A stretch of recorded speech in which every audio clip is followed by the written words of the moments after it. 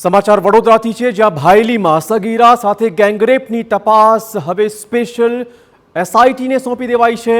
Gangrape કેસમાં Vadodara crime બ્રાન્ચે 3 શખ્સોની ધરપકડ કરી।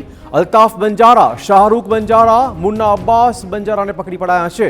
પ્રાથમિક તપાસમાં ચોંકાવનારા ખુલાસા સામે આવ્યા છે। તમામ આરોપીઓ બેધર્મી અને મૂળ યુપીના રહેવાસી હતા।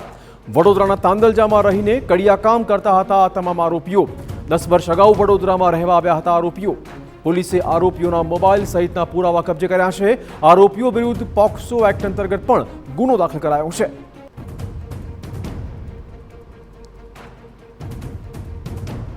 તો આ ઘટનામાં મુખ્ય 3 આરોપી સિવાય અને 2 આરોપીને પકડી પડાયા છે, જેઓ મુખ્ય આરોપીની સાથે હતા, પરંતુ દુષ્કર્મની ઘટના પહેલા તે નાસી ગયા હતા।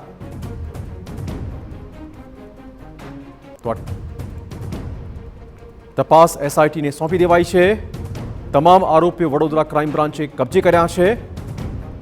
ગેંગરેપના 48 કલાક બાદ છેવટે આ તમામ શૈતાનો આવી ગયા છે પોલીસના સકંજામાં।